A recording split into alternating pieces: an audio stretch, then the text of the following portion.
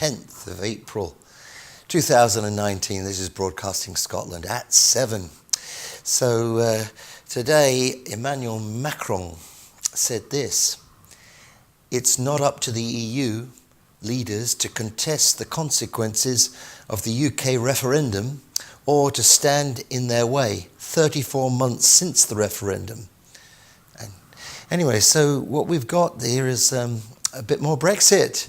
Surprise, surprise. And it's Mrs. May going cap in hand to the European Council to see the leaders, make a speech and plead for an extension to Brexit till June the 30th. And as I've just told you, Mr. Macron's not that happy about that idea.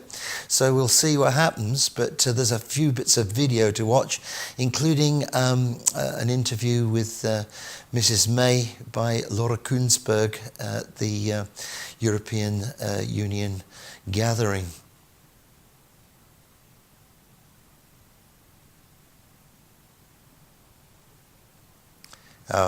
There's a little bit of a mishap with a finger in the other room, and the beautiful picture there looks like one of Mike Russell's wonderful pictures. Maybe it is, I don't know. No, it's just a Microsoft picture.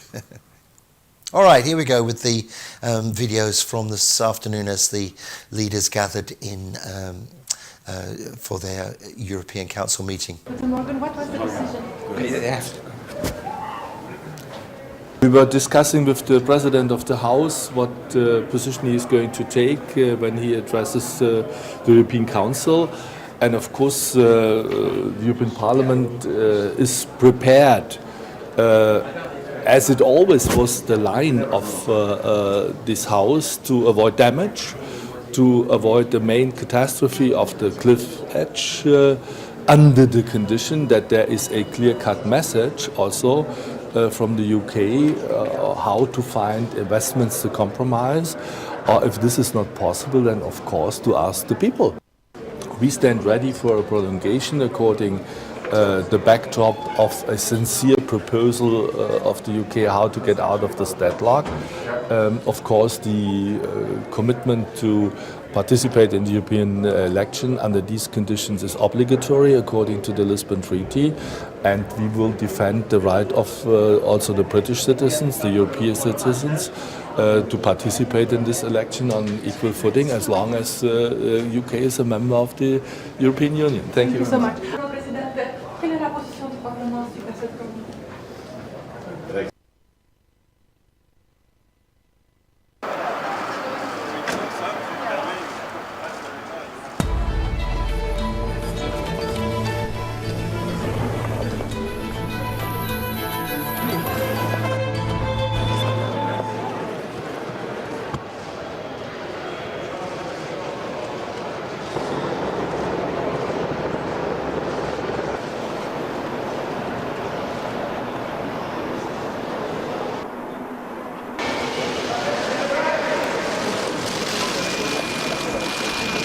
Prime Minister, having promised the public so many times we would leave on time, are you embarrassed to be asking for another delay?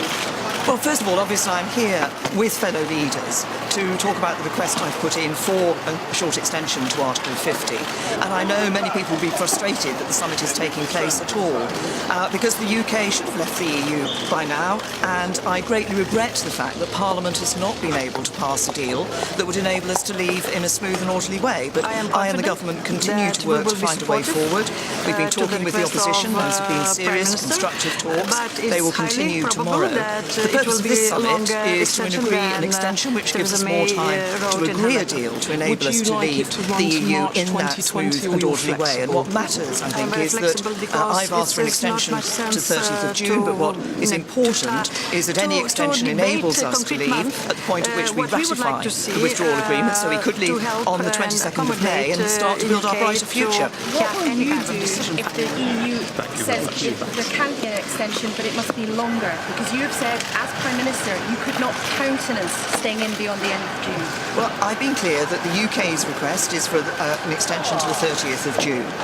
I have been working to make sure that we can leave the European Union. Indeed, we could have left the European Union by now, but Parliament didn't pass the withdrawal agreement. So we need that extra time to work to ensure that we can get a deal through Parliament that enables us to leave in a smooth and orderly way.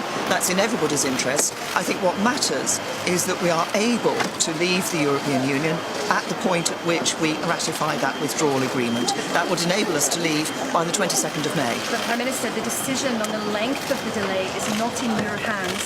You've said as Prime Minister you could not countenance a delay beyond June the 30th. So I ask you again, what will you do if the EU insists on a longer delay? I'm working to ensure that we can leave the European Union within the timescale that the government wants to see. I want us to have to be able to leave the European Union in a smooth and orderly way as soon as possible. And that's what I'm going to be working for.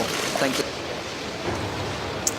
So there's Mrs May, interestingly dressed in camouflage colours today, with including a little brooch on her lapel, almost like a star from the flag of the European Union. Well, first of all, obviously I'm here anyway. with fellow leaders to we're going to go talk about the live. request I've put in for a short extension to Article 50.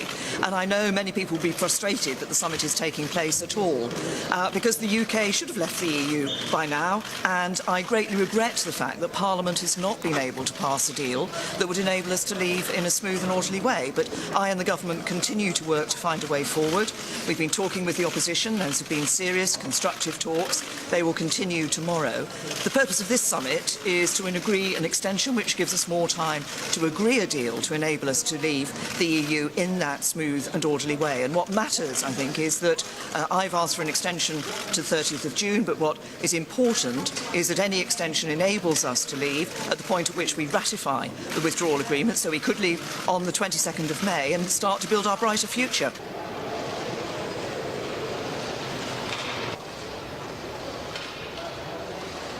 Well, I've been clear that the UK's request is for an extension to the 30th of June.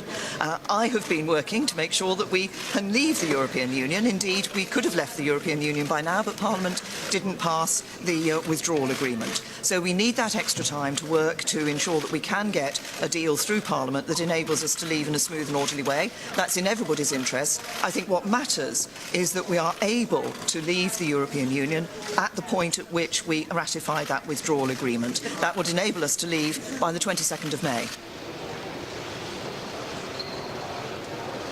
I'm working to ensure that we can leave the European Union within the timescale that the government wants to see. I want us to have to be able to leave the European Union in a smooth and orderly way as soon as possible. And that's what I'm going to be working for. Thank you.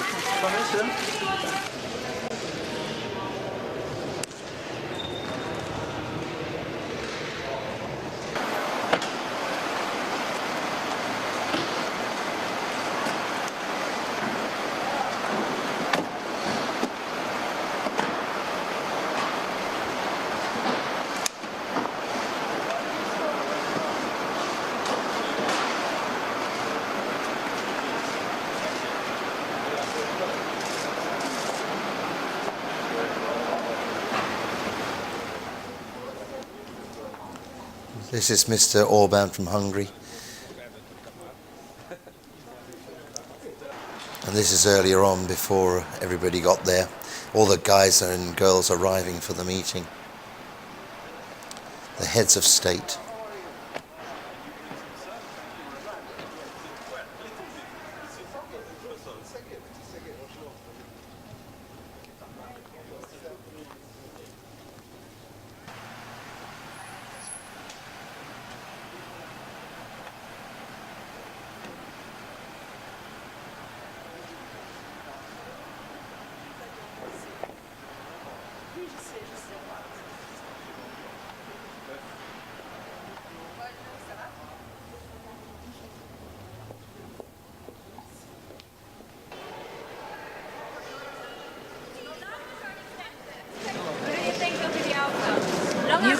UK is still a member state. As I always told you, it will become my file only once they will leave. Are you afraid that the UK could block anything in the future? So far, we've taken decision at 28. We are continuing to take decisions at 28. In the Council I chair, we do that at unanimity. Even on Monday, we are adopting conclusions by unanimity at 28 without major problems. So I count on that to be continued.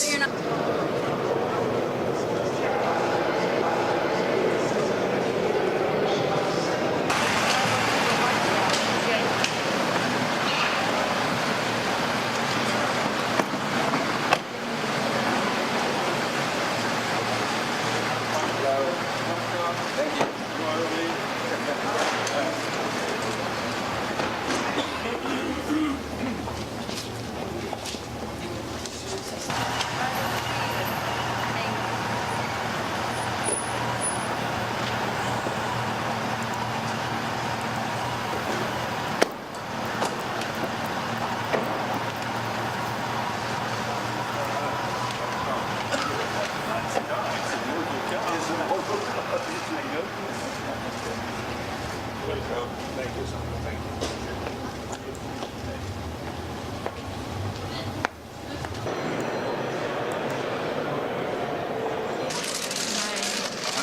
Prime Minister. Good afternoon. Theresa May is going to ask for an extension to the end of June. What does she have to say to convince you?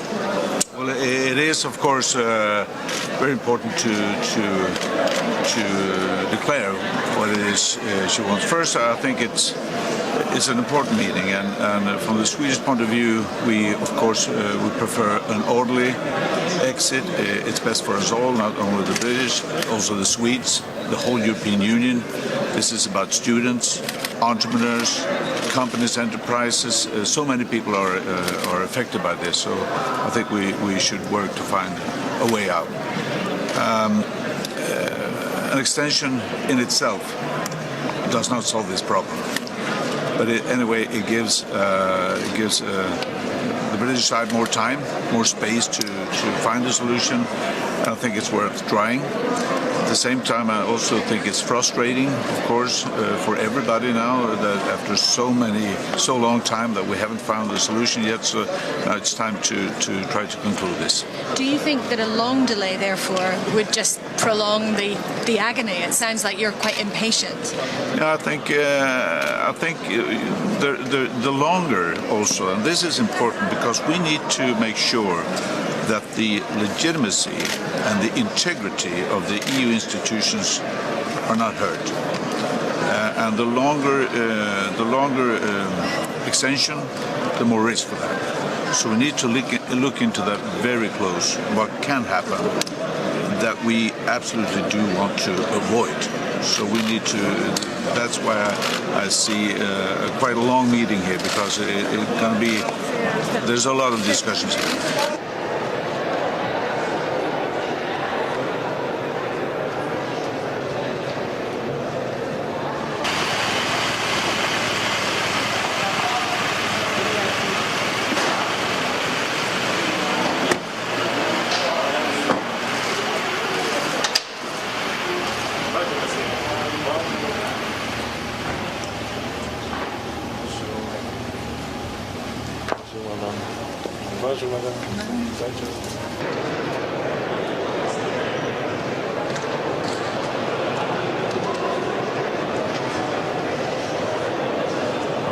No, wir brauchen eine längere Verlängerung. Also ich würde schon sagen, dass dieser Vorschlag von Donald Tusk ist ideal bis nächsten März 2020.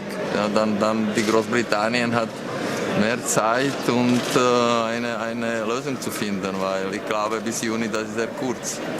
Ja, aber was ist wichtig? Jetzt ist klar, dass die werden die Europawahlen organisieren. Wir wollen die Vereinbarung nicht ändern und deshalb ich glaube eine Verlängerung bis Ende des Jahres oder nächsten März ist dann ideal. The condition that the UK will organize. Had a little bit of lack of signal.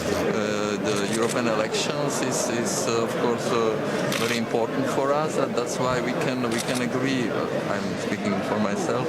The prolongation. But are you losing patience with Britain? I have a lot of patience. How much longer should this process last, Prime Minister? I don't know. For me, the proposal of Donald Tusk until end of March next year is fine. What is your hope, Prime Minister? Is it that perhaps Britain changes its mind? I hope, I don't know. I mean, the Czech Republic were always a very close ally of UK.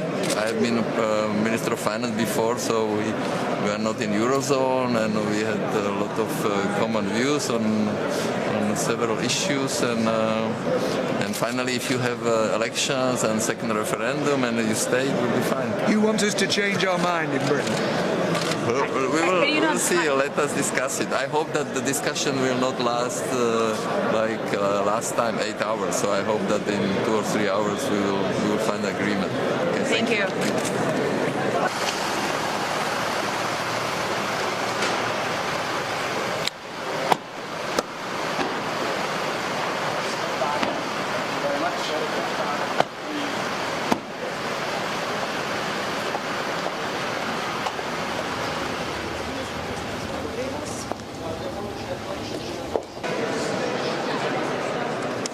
Look, if the Brits are asking for a little more time to decide, I think it's right. It's really up to the British Parliament, the British government, the British people to decide.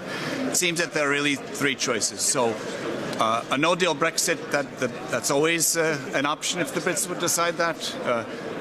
A withdrawal with an agreement is an option because it's been negotiated.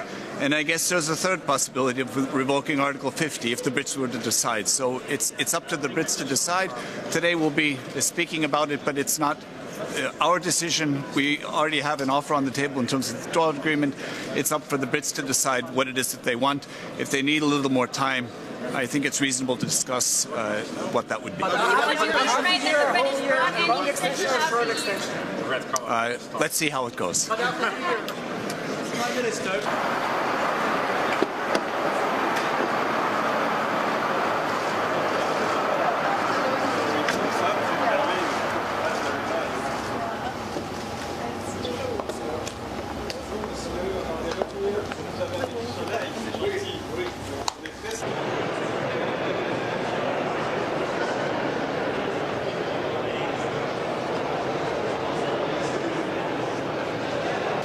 Wir treffen uns heute zu einem Europäischen Rat, der ein Sonderrat ist. Wir haben das Thema des Austritts Großbritannien aus der Europäischen Union. Die britische Premierministerin Theresa May hat dem Präsidenten der Kommission und vor allen Dingen dem Präsidenten des Rates einen Brief geschrieben und um eine nochmalige Verlängerung der Austrittsfrist gebeten. Darüber werden wir heute debattieren. Für mich sehr wichtig ist die Mitteilung, dass Großbritannien sich gleichzeitig auf die Vorbereitung der europäischen Wahlen auch vorbereitet. Damit ist das Funktionieren der Institutionen der Europäischen Union garantiert. Und deshalb denke ich, angesichts der historischen Verantwortung, vor der wir stehen, ein gutes Miteinander auch für die Zukunft zu ermöglichen, sollten wir offen und konstruktiv über die Bitte der britischen Premierministerin diskutieren. Und in diesem Geiste werde ich für die deutsche Bundesregierung hier auch auftreten. Wir müssen fragen, was ist im Interesse eines zukünftigen guten Miteinanders und was ist im Interesse auch von uns. Und auch von uns ist das oberste Interesse, einen geordneten Austritt Großbritanniens aus der Europäischen Union zu haben, die Einigkeit der 27 auch weiter zu behalten. Und in diesem Geist werden wir handeln. Und ich habe keinen Zweifel, dass wir diese Einigkeit der 27 auch wieder erreichen werden. Herzlichen Dank.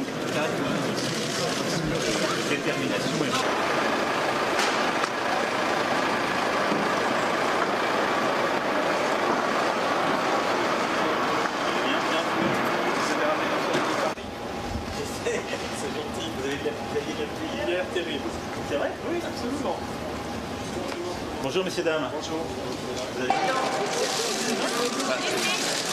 Monsieur le Président, BBC.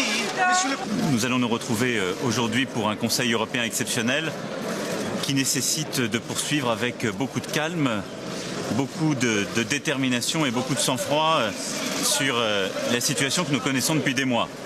Et j'aborde pour ma part ce Conseil exceptionnel avec quelques principes simples. Le premier principe, c'est nous avons un projet européen. Ça fait 34 mois que le référendum britannique s'est tenu. Et la clé pour nous, c'est que le projet européen soit maintenu dans sa cohérence et puisse se poursuivre. Nous avons, durant ces 34 mois, réussi à continuer à faire avancer des sujets. Nous avons, durant ces 34 mois, réussi à prendre des décisions et surtout à rester groupés, collectivement. Et je pense que cette union est importante, mais la viabilité, l'unité du projet européen sont encore en jeu. Et donc ce qui est indispensable, c'est que rien ne compromette le projet européen dans les mois à venir. Nous avons une renaissance européenne à conduire, j'y crois très profondément, et je ne souhaite pas que le sujet du Brexit vienne nous bloquer sur ce point. Le deuxième principe, qui est à mes yeux clé pour nous tous, c'est de respecter les choix démocratiques. Le peuple britannique a décidé de quitter l'Union européenne. Je regrette ce choix, ce n'est pas celui que je défendais pour ma part. Mais il ne nous appartient pas de le contester, d'y revenir ou en quelque sorte de tout faire pour qu'il ne soit pas appliqué. Et donc ce respect démocratique doit présider à nos décisions. Et puis le troisième principe, c'est un principe de clarté. Le temps des décisions est maintenant. Nous avons négocié pendant 2 ans un accord de retrait, beaucoup de temps a été donné. Il faut maintenant venir aux décisions. Donc c'est avec beaucoup d'impatience que je vais écouter Theresa May. Mais pour moi, rien n'est acquis. Rien. Et en particulier, quand j'entends les rumeurs, aucune extension longue. Nous devons comprendre aujourd'hui pourquoi cette demande, quel est le projet politique qui la justifie et quelles sont les propositions claires. Mais pour ma part, je m'en tiendrai au principe que je viens d'énoncer. La clarté, l'unité du projet européen, le respect du choix britannique. Et donc, à ce stade, à mes yeux, rien n'est acquis. Je vous remercie. Mr. Macron is very, very interested in keeping the unity of the European Union together, and that's the most important thing for him, the project of the European Union, more than the other stuff. Mrs. Merkel was talking about being a little bit more lenient with the British position, and a little bit like you heard Latvia saying. Now, I mean, I don't speak enough French really, but I did understand much of what Macron was saying. I do speak a bit of German, but it was quite difficult to hear from this position here. But obviously, if we'd known it was going to be like this, we might have tried to get some translation for you, but many of the leaders speak English, and they have done. But it's quite interesting just to watch their faces and listen.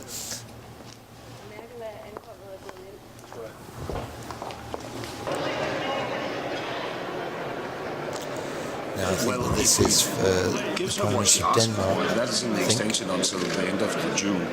Then we don't need many conditionalities. Of course, we need her to ensure that she will prepare European elections. Because, I mean, if you're a member of the European Union, in June and even in the end of May, you have to hold European elections. That's quite obvious. But I understand that she is ready to prepare it. But are you prepared to give her a longer extension until the end of the year, which I know she's not asked for, but many people are suggesting? Yeah, I'm open to discuss extension to the end of the year, but as you just said, she didn't ask for that. So, I mean... But you might offer it. Yeah, but I mean, if we should... I'm willing to offer it, personally, but the big question is there any added value linked to a longer extension? And I think that's what we have to find out during our consultation with Theresa May at the beginning of the meeting.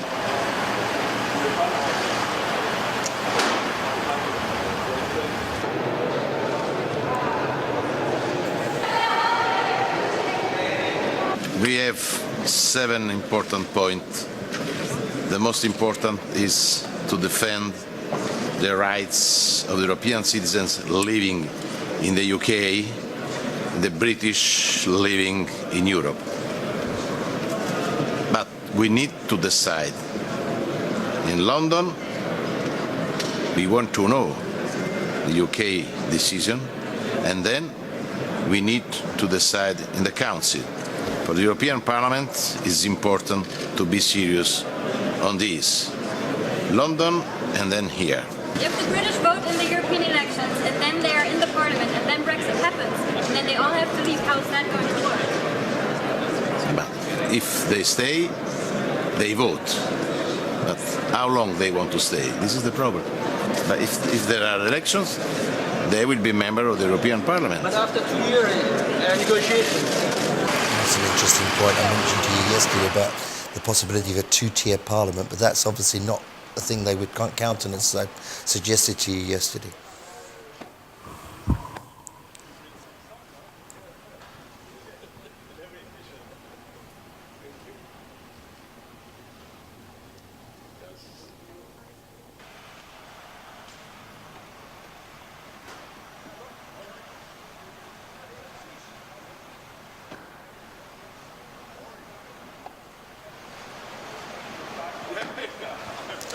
Here's Mr. Rutte from the Netherlands.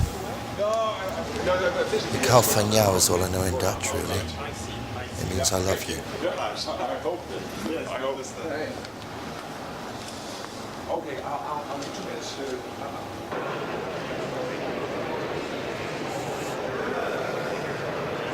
You're an old ally of Britain. Is your patience wearing thin? For some time now, yes. But at the same time, I still have the highest admiration for the tenacity of Theresa May. We now have to deal with the latest request, which is a somewhat longer extension till, I believe, the end of June she has asked for. And of course, the question tonight will be the length of an extension, the conditionalities of an extension, and particularly what her plan is to now get that withdrawal agreement through Parliament. And how we can get guarantees that in the meantime the United Kingdom will stay as a loyal partner.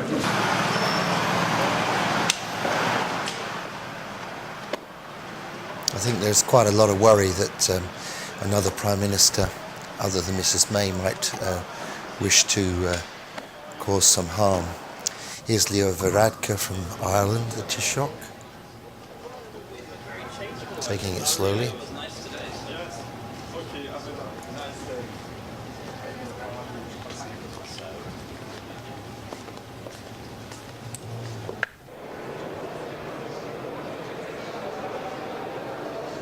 I don't anticipate that the UK will leave this Friday.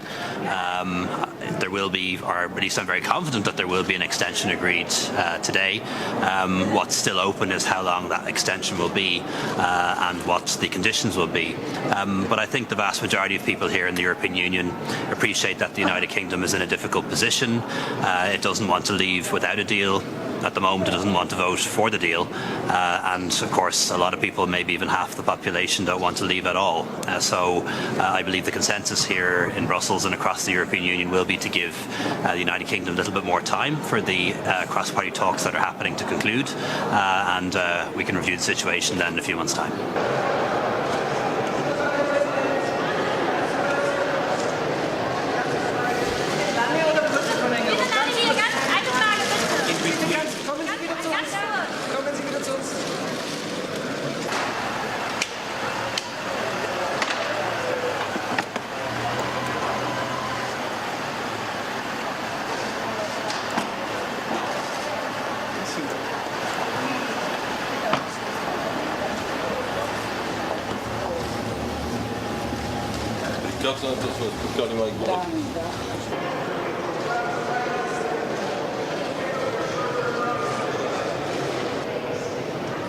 I think this is the leader of the President of the Prime Minister of Bulgaria, Barroso.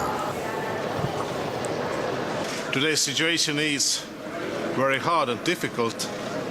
That's good that we still have dialogue between EU and United Kingdom. My opinion is that we must do all what we can to avoid no deal and to have Brexit with agreement. Actually, the Brexit is also very sad for me, but that's the situation. I would like to say that Estonia support if we could prolong the period, and if it is give the solution, then of course Estonia supports it. Thank you. Are you afraid the British could block any decision?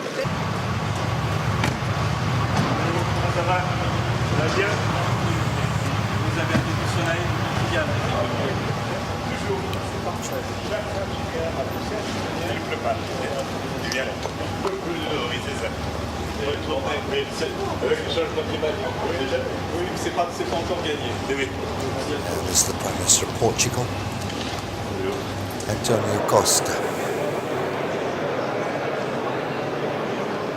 Our main priority should be to give confidence to citizens and companies by avoiding any risk of a no deal. And we need always to keep in mind that we need to manage this process with the goal to have with the United Kingdom a closest as possible future relationship. And that's why we should agree on an extension as long as necessary for United Kingdom reach a clear and consequent position about the future of their relationship with the European Union. Are you not tired of talking about Brexit? No, I'm not. I'm never tired about Europe. Do you hope that British changes its mind? Never tired about Europe.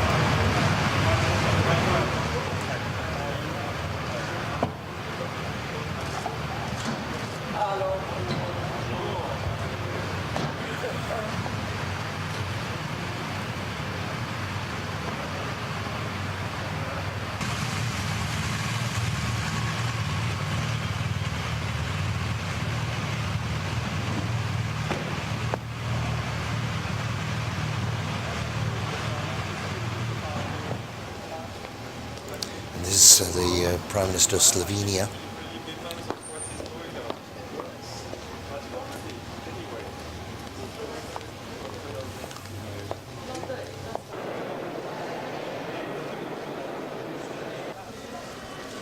And Michel Barnier.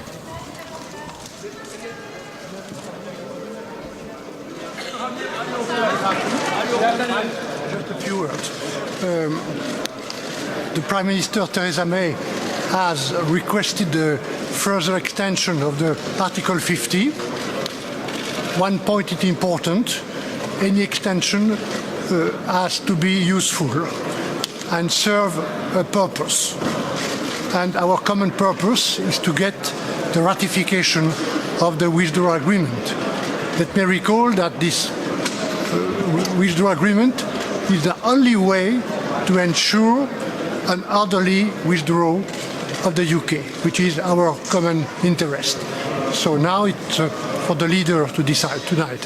Would you be afraid that the British would block everything?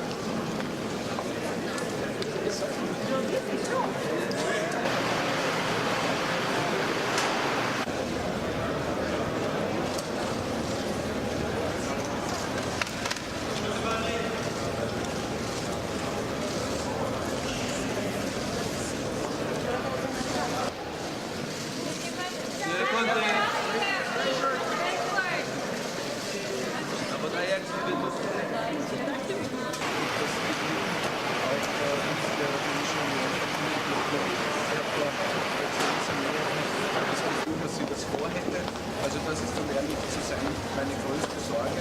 Aber es stehen viele zukunftsweisende Entscheidungen an, wie zum Beispiel die Zusammensetzung der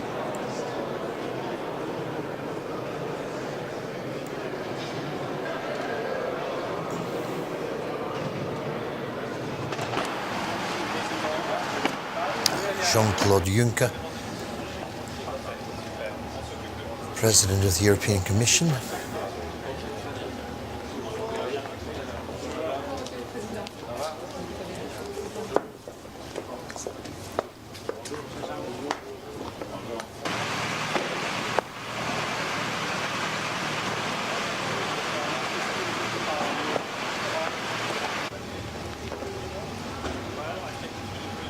We've seen him before. Slovenia.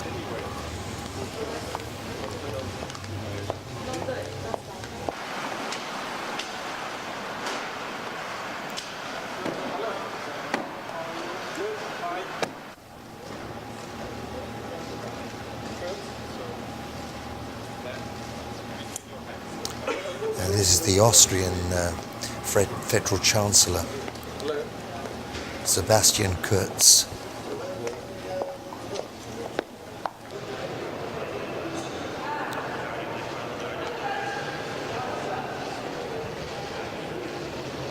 Zunächst einmal möchte ich festhalten, dass ich glaube, dass das Wichtigste ist, dass wir als EU 27 unsere Einheit wahren. Wenn das nicht gelingen sollte, dann importieren wir das Chaos aus Großbritannien total in die Europäische Union.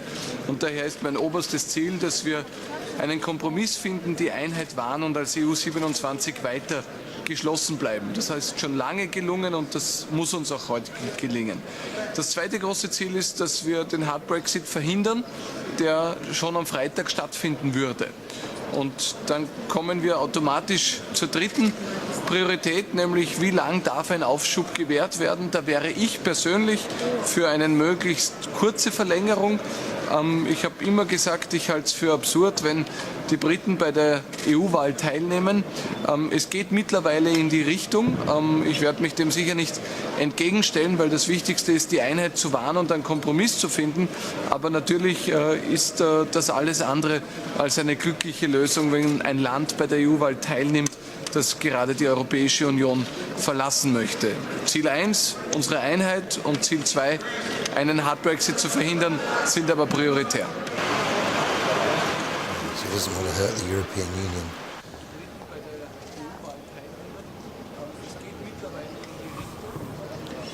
This is the Belgian Prime Minister, Charles Michel.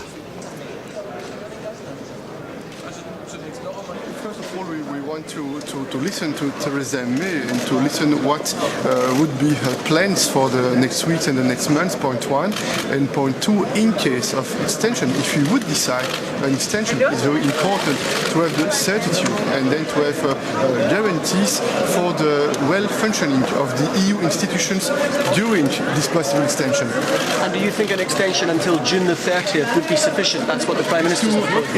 It's too early. We will have a substantial discussion with Theresa May, and we will appreciate with the colleagues what could be the best approach in order to guarantee the stability and to guarantee the well-functioning, the well-working of the EU institutions. For the citizens, it's important that in the next months, even with a possible extension, we have to remain able to take decisions for the security in Europe, for more growth, for more investments, for more jobs in Europe, for the strengthening of the single market. These are the very important topics for our SMEs and for the citizens in Europe.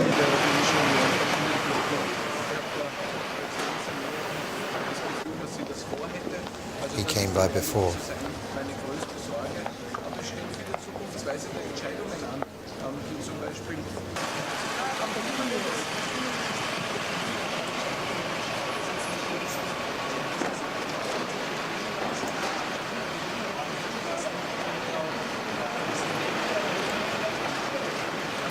This gentleman's from Greece.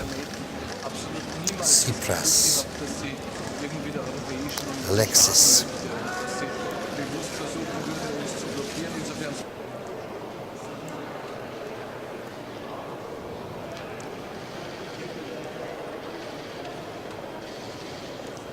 I would support an intelligent extension. If it's long or short, for me the main point is that we have European elections on the 22nd of May. No elections, no extension.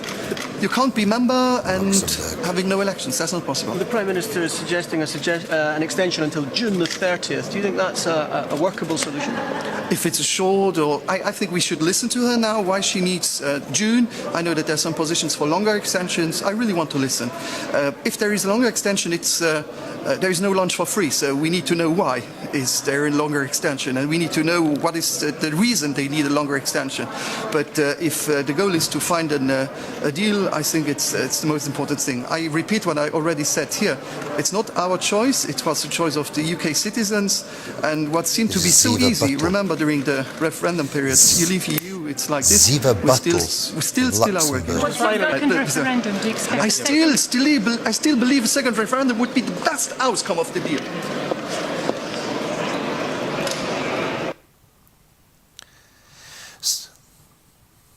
So it's fascinating, that, isn't it, to watch these things and see them.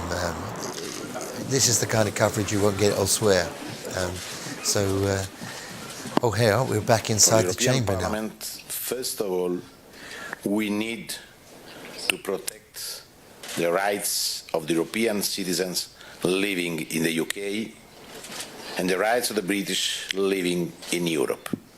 Il primo riguarda l'incertezza generata dalla Brexit, che secondo noi deve cessare al più presto o in un modo o nell'altro.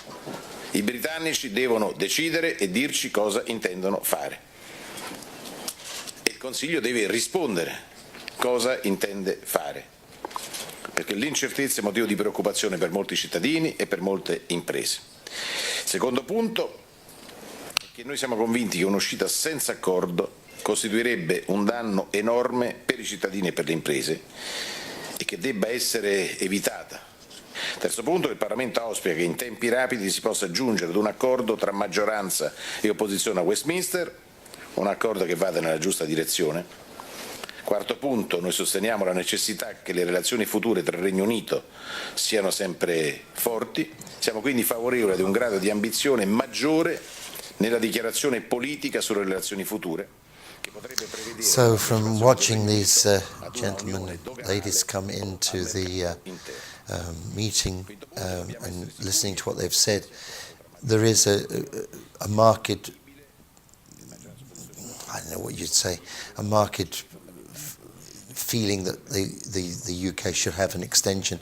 There was no real consensus about how long that should be. Monsieur Macron, he was the most, I don't know, saying, he was more worried about the situation from the European Union's position and worried about what Britain might do with the extension is to disrupt the whole thing of the Union. And but the others were really wanting to listen to what Mrs May has to say. And I think she's probably already said it.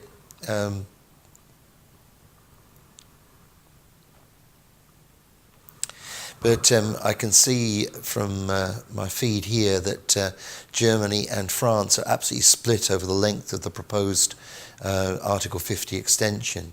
Now that's quite dangerous for the United Kingdom because it has to be a unanimous decision of the full 27 members of the Council. So this is just 6 minutes ago. Mrs May does have to ask for what she wants, and there are several options, but she's asking at the moment for an extension to June the 30th, which would mean the UK fighting the European elections. And but I think that Mrs May has said her piece to the Council, and she has left the room. And the what's coming from the meeting via some back door or another is that France and Germany are discussing whether the length of the extension should be over a year or until the 30th of June. Well, we'll wait and see. We're bound to get some more updates on that in a moment or two. Possibly we've said enough about the European Union for the time being.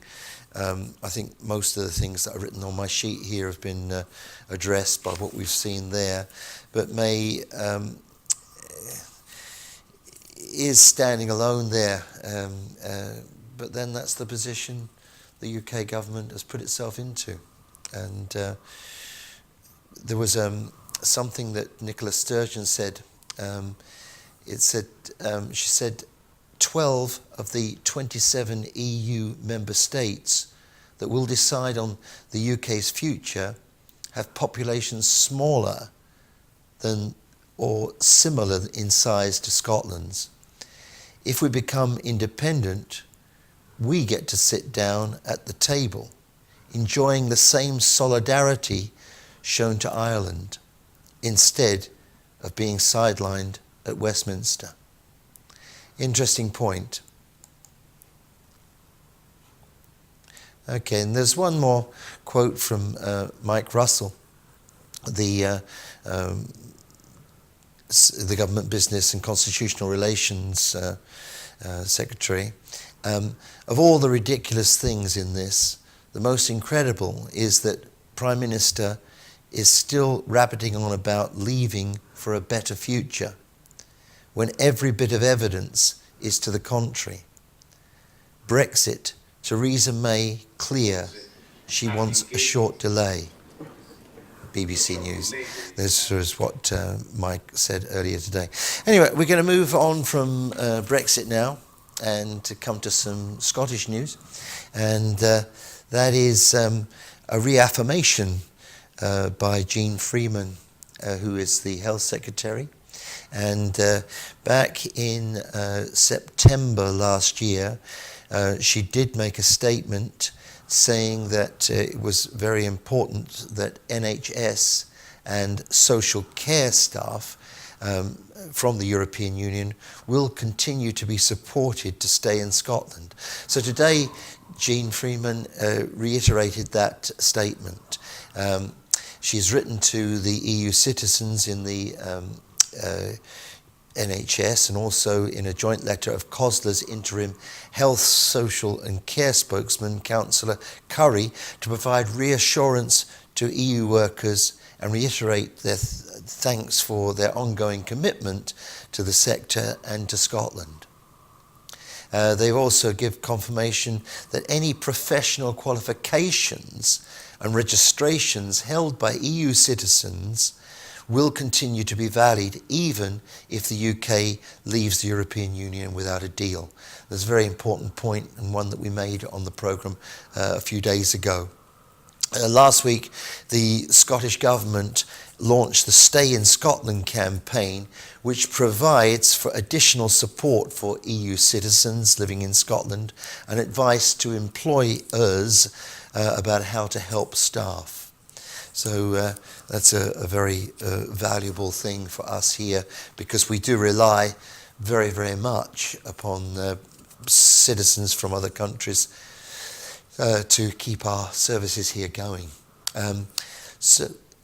So we've got UK economy growing. Now, a little while back, July last year, it was reported that the sales of tinned food had increased enormously, sales soaring to 2.3 billion. And there was some there were some wry comments about people storing away and being squirrel-like just in case of a no-deal Brexit. Well, it seems to have been confirmed, that idea, because the Britain's economy unexpectedly grew in February, helped by manufacturers rushing to meet orders from clients who were stockpiling goods ahead of the country's break from the European Union. Now, this has been a huge, great big thing. The NHS have stockpiled, and obviously manufacturers of goods have stockpiled their raw ingredients. But I think it comes down to folks such as me and you, and put your hand up if you've got a couple of extra tins of baked beans in the back of the cupboard. I dare say you have. Yeah, we've got medicines being stockpiled, and we know that Nicola Sturgeon has been chairing the resilience committees on many days during this time.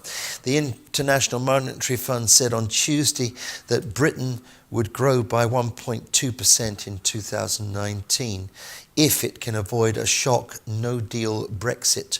That would be faster than Germany's 0.8%, and only a touch slower than France's at 1.3%. But that's if we avoid this no-deal cliff edge. So we've got... No, I'm going to leave out the last sentence because that's all about the European Union. The IMF global financial stability risks to global financial system have grown over the past 6 months and could increase with a messy British exit from the European Union or an escalation of the US-China trade tensions, the International Monetary Fund have said. The IMF noted that trading in British and European markets had remained orderly as authorities struggled to negotiate an orderly British exit deal. However, it warned that protracted stalemate threatens to unsettle financial markets, damage investors' confidence, and adversely affect business investment. Globally, the trade-dependent sectors have risen on expectations of a positive outcome to the US-China trade talks, and the IMF said, but if these talks falter, the organisation expect a renewed sell-off of stocks and shares, etc.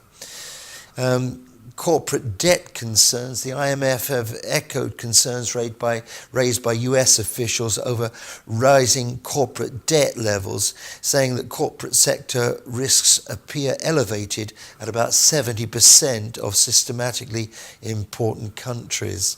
A rapid tightening of financial conditions could drive a steep economic downturn as creditworthiness in the corporate debt market has deteriorated.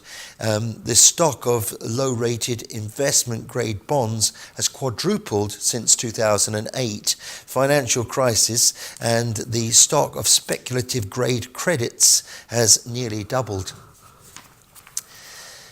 We reported on Benjamin Netanyahu's bid to be elected in the Israeli elections yesterday.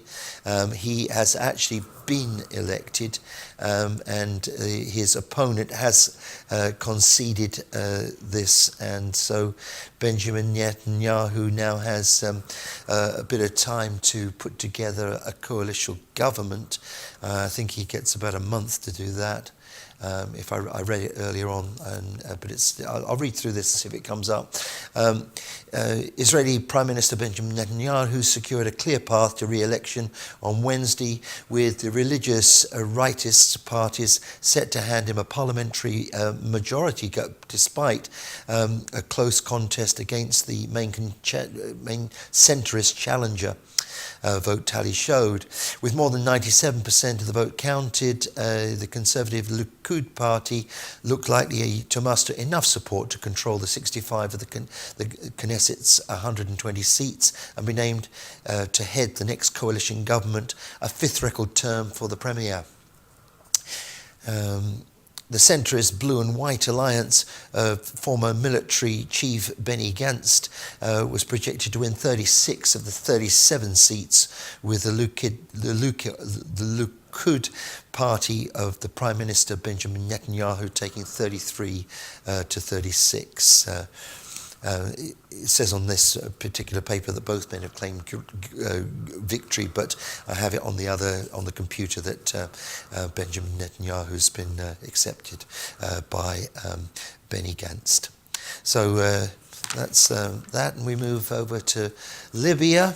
And again, we spoke of this yesterday, and I got a bit confused about which country we're in. But Western diplomats sat down for 3 hours with the Libyan commander Haftar on his eastern stronghold last month to try and dissuade him from launching an offensive against the internationally recognized government in Tripoli. But he ignored this, and sources who spoke on condition that the ambassadors were not identified said that Haftar, a military strongman whose critics describing him as a new Gaddafi, paid them little heed. Anyway, he's fighting towards Tripoli and in Tripoli, and let me see the last thing here. Their period of absence opened the door of the Arab countries such as Egypt and the UAE, which provided training and military assistance, according to reports from the UN experts monitoring an arms embargo imposed on Libya in 2011. So we'll monitor this story and bring you any updates as we can. In Japan, a sad thing for a pilot is an F-35 crashed. Now, this is only the second time in 20 years that one of these aircraft has crashed. But the F-30 fighter, only two of them in 20 years have crashed. But this one is a brand new aeroplane. And search and rescue teams have found wreckage from a crashed Japanese F-35 stealth fighter in the Pacific Ocean, close to the northern Japan. Efforts to find the missing pilot continue. 8 ships and 7 aircraft, including the US Navy P-8 Orion maritime patrol plane, are taking part in the search and rescue efforts. The aircraft, which was less than a year old, was the first of the F-35 to be assembled in Japan, and that might be a significant line to read you. It's only been in the air for 28 minutes on Tuesday before contact was lost. The defence official said the plane had logged almost 280 hours in the air since its first flight. The defence minister told reporters, "We have collected parts from the jet fighter's tail fin, so we believe it crashed." The country has grounded its 12 remaining F-35 fighter jets in the base temporarily. This is Britain's RAF and Royal Navy currently have 17 F-35B jets in total, but the Ministry of Defence has pledged to buy 138 of them and declared in January that its fleet of F-35B fighter jets were ready for initial combat operations from land. An MOD spokesman said that they were liaising with the US officials following the crash. No comment has been issued by the US Air Force. Israel and the Norwegian and Dutch and Italian Air Forces are all monitoring the situation and have not grounded any jets so far. 9 other countries have signed up to buy the fighter jets: Britain, Australia, Italy, Norway, the Netherlands, Israel, Japan, South Korea and Turkey. The United States is considering expanding sales of the Lockheed Martin-made F-35 fighter jets to 5 new countries, including Romania, Poland, Greece. And the news agency reported that on the 4th of April, Vice Admiral Matthias Winter, who is the chief of the military's F-35 office, said that the future potential of foreign military sales customers include Singapore, Greece, Romania, Spain and Poland. So, and these ones apparently, some of these are due for the new aircraft carrier, which I actually saw in the Firth of Forth, I think last Friday, and I wanted to take some video of it, but by the time I got to it, it'd gone into the mist. But it was quite a sight to see there, huge, great big thing. And just related to that, in a strange kind of way, but an investigation had been launched as a Dutch jet fighter shot at itself with its cannon, forcing the plane into an emergency landing.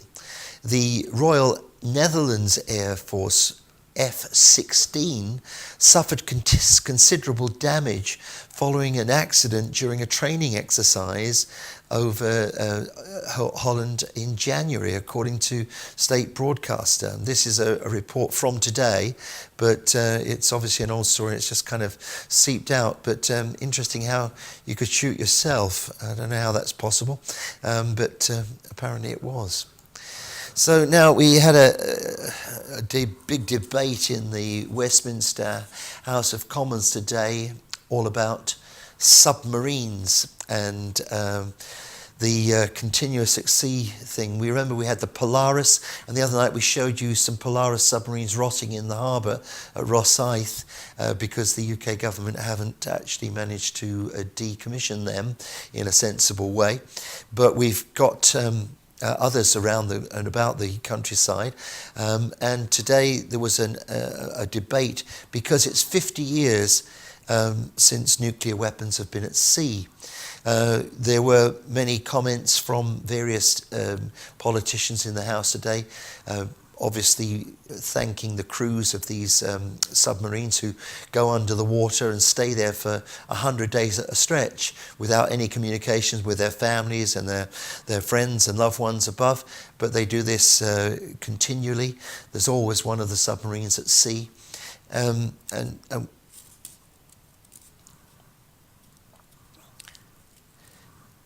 there's a Glasgow MP whose husband was one of these persons who sailed. A submariner is the word. And he's now a councillor in Glasgow. All right. So the SNP defence spokesman Stuart MacDonald used the debate to highlight the dangers of the Trident renewal.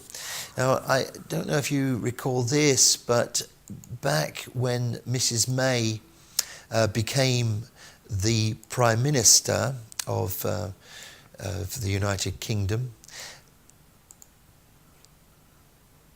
Yeah, we'll come to that in a minute.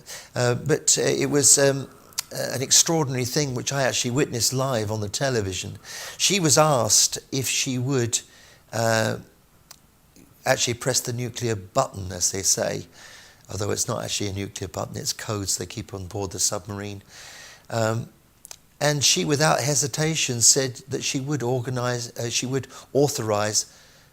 a nuclear strike and kill hundreds and thousands of people. It struck me very heavily at the time, and I'm sure it may have struck some of you. But this debate went on most of the day, and they are going to put £200 billion into the new Trident system over their lifetime. The Tory MP for Ayr, Bill Grant, stood up and expounded upon the virtues of this and the amount of jobs and money it would cause into the Scottish economy, when it was pointed out to him by an SNP member that these jobs would actually be quite highly priced if you divided the number of jobs by the 200 billion. Mr. Grant said that she should find a new abacus. Well, he didn't actually say those exact words, but that's what he implied.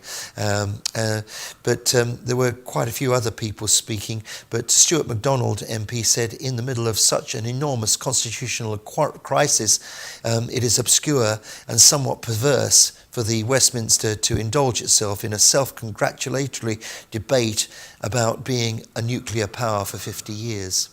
So it was one of those debates where the Tory party stood up and lambasted about the old days of empire.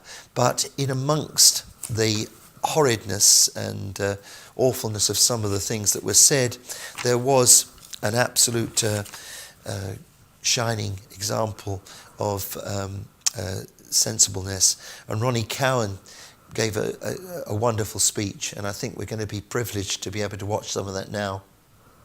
Thank you very much, Madam Deputy Speaker. When I rose to make my maiden speech here on the 1st of July 2015, I touched upon the Trident programme because it's very close to my heart.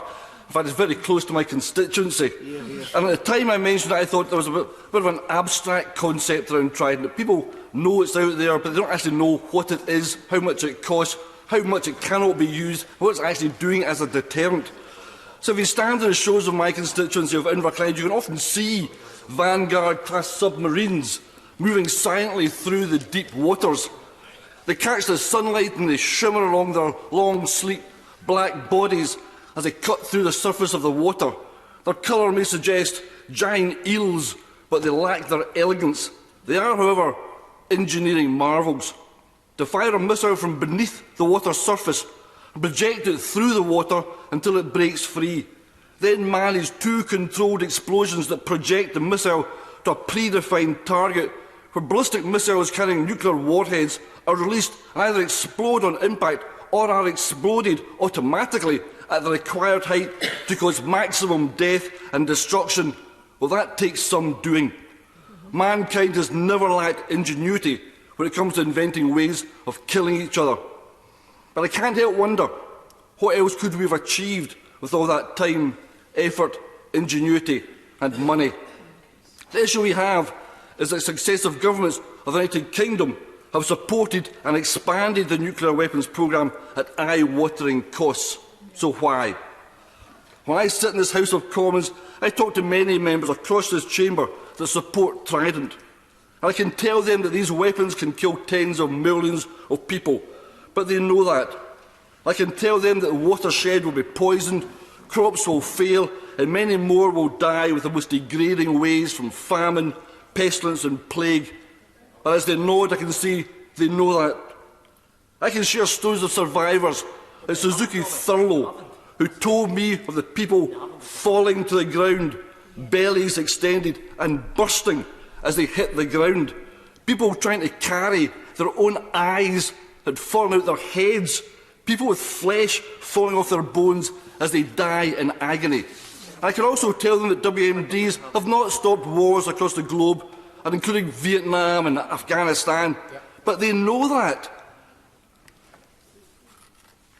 I can tell them that WMDs are no protection from terrorism, and they know that. I can tell them that £205 billion could be spent on health, education, housing, transport, or even financing or conventional armed forces.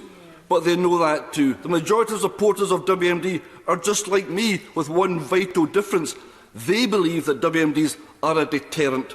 They believe their existence has kept us safe. And as these weapons have existed during a period when we have avoided wars on the scale of the First and Second World War in Europe, I can see where they're coming from. If you believe keeping your guard up is keeping you safe, then lowering your guard is a very frightening thing to do. And in this case, they are so frightened that they are prepared to carry out the greatest atrocity humankind has ever perpetrated and have it done in their name. Speech, and it's hard to better what he says, but of course the European Union has done an enormous amount to keep peace in Europe over the last 70 years. We haven't had a conflict on the continent of Europe since the Second World War, and that's why it was all started, and that's why it's still going. Just a little tail end to this business of the nuclear submarines and the debate in Parliament. There was today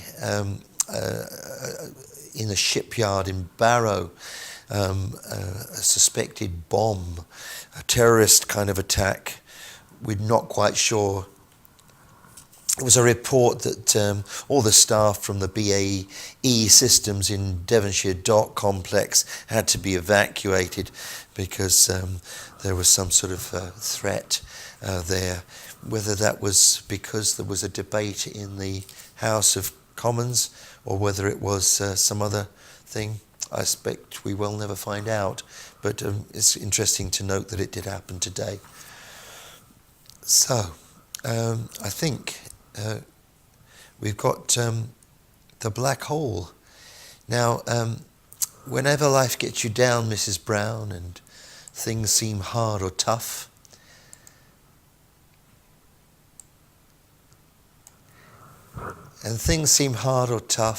and people are stupid and not obnoxious or daft, and you feel like you've had quite enough, just remember that you're standing on a planet that's evolving and revolving at 900 miles an hour, that's orbiting at 90 miles a second, so it's reckoned the sun that is the source of all our power. Well, you look up into the heavens on a clear night and look at the stars, and you can't really imagine it, can't you? Because it's just so much above us, and we don't really even understand our own planet. But there are things up in the sky, and Albert Einstein many years ago predicted that they would be there. And today, scientists, by some sort of magical process, have managed to produce a photograph of a black hole.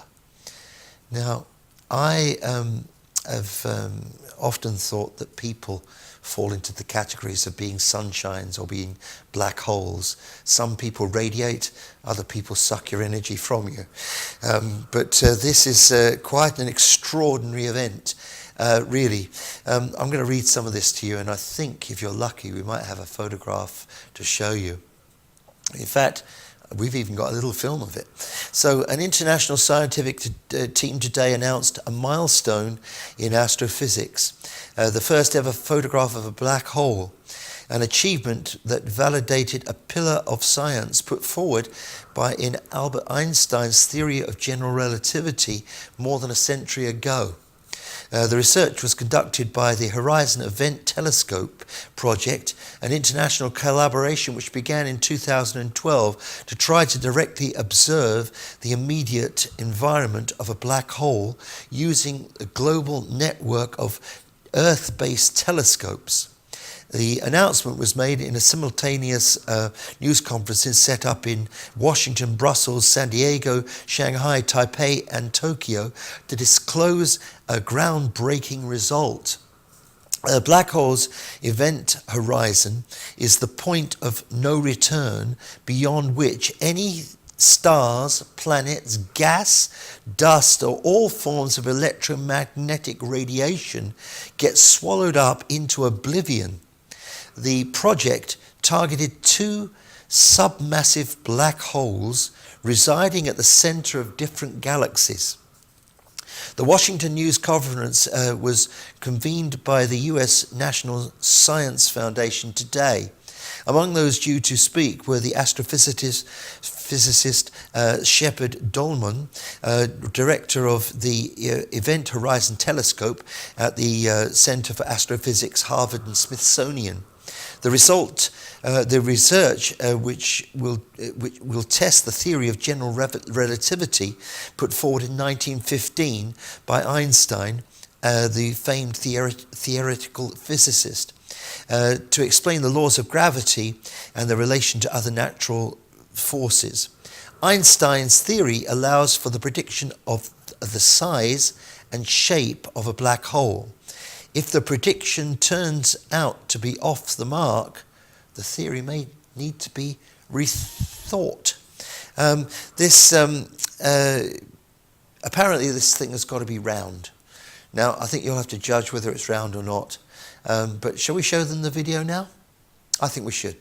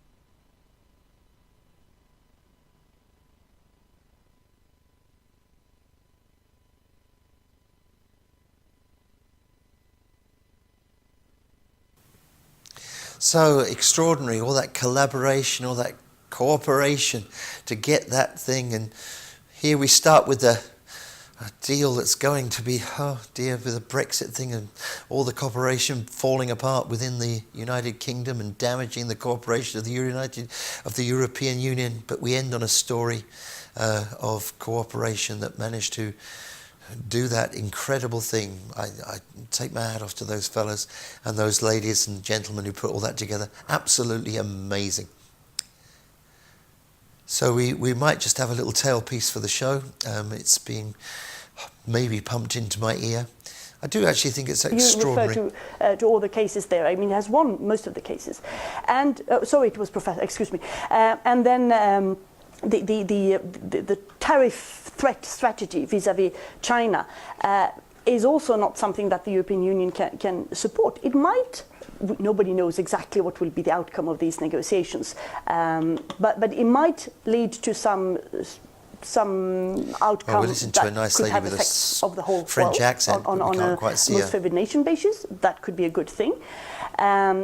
If it stops a trade war, it's also a good thing for the whole world. So we've got a bit of live feed from Europe. Are we going to take it? But to enforce systemic changes on China, I don't think that is credible. It will be some changes maybe, but they will not be systemic, because in order to do that, you do need them. I don't know what that's all about, because we didn't hear the beginning of it. Anyway, so I suppose we'll have to finish on the black hole. And I'm going to try and be a sunshine. And I'm not quite actually sure what day of the week it is. Can you tell me? It's Wednesday, which means that's me for the week now. And maybe if Gordon Ross can come down from his planet, he'll be here tomorrow. He is a science person, and I know he's interested in NASA and the stars. So whether he'll have something for you about that tomorrow, I don't know. But if the stars and the moon and the thing will align together with Aquarius's luck, I might be here again next week. You can't wait, can you? Okay. Have a good evening. Bye-bye.